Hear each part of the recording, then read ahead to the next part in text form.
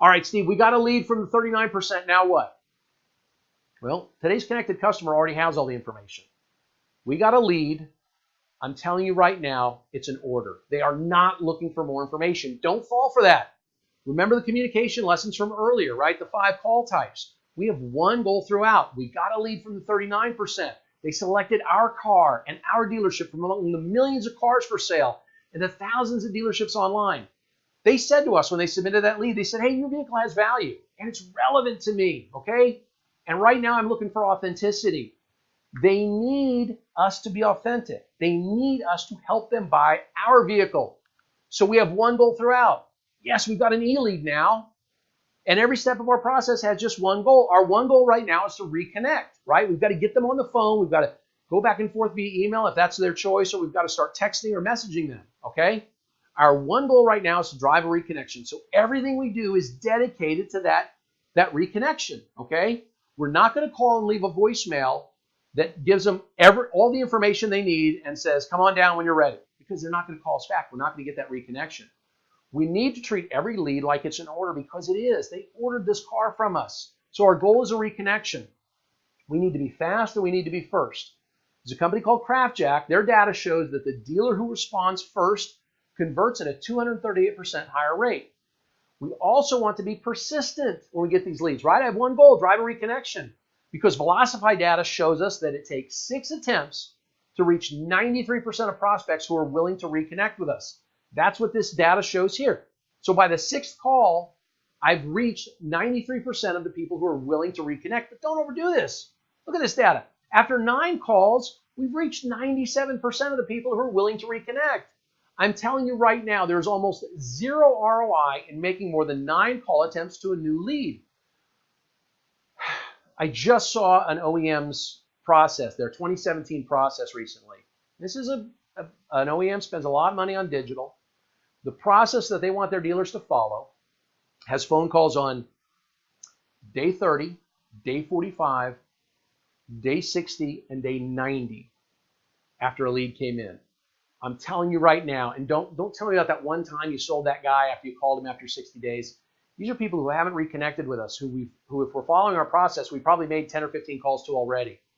If you're making a call on day 30, day 45, day 60, and especially day 90 to somebody who submitted a lead, you're wasting your time. Yes, you will occasionally get one of them on the phone. Yes, you will occasionally be able to sell them.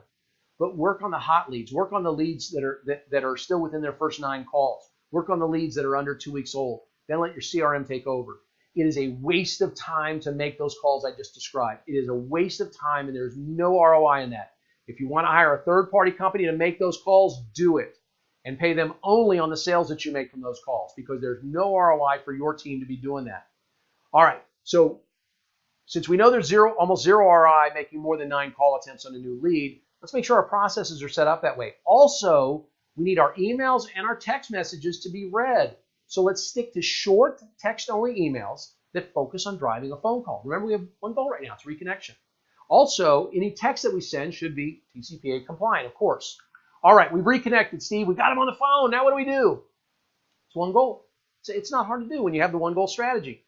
We've got them on the phone, or we're emailing or texting each other. Our one goal is now an appointment that shows. That's our only goal when we have a prospect on the phone or we're conversing via text or email. One goal, an appointment that shows.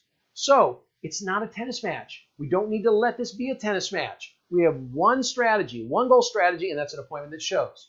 So they ask us something. They say, hey, well, I'm not coming in until you tell me what my trade is worth.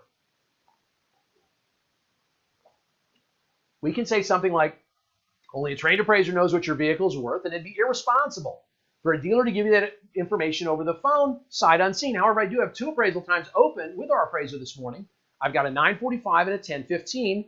Which one of those works better for you? One goal, and that's to drive an appointment that shows. That's it. That's my only goal. If I give them all of their trade information now, are they going to show up at the dealership? No, probably not. Once I give them everything, and I'm not being coy here, it is irresponsible for a dealer to give that information over the phone. Do you think Texas Direct will do that? Do you think CarMax will do that? No.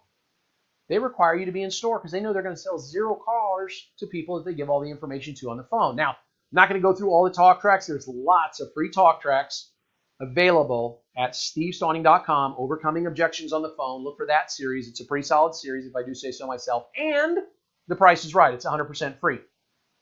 So when we're talking about the 39 and 61%, I want you to know it's an information balancing act. Understand this. Online consumers are trying to eliminate you. There are too many choices out there, right? They're online and they want to narrow down their choices. Once they start calling people, or once they start really narrowing down their choice, if they're part of that 61% that's just going to show up, they're trying to eliminate you. So you need to balance what you provide online across all your digital storefronts. That means your own websites and third-party sites. If you give too much information, then the 39% may not connect. They may not even submit a lead. If you give too much information out, but if you give no information, then you're never going to get the 61% to walk in. It is a balancing act. And oh, by the way, where that line is changing almost every day.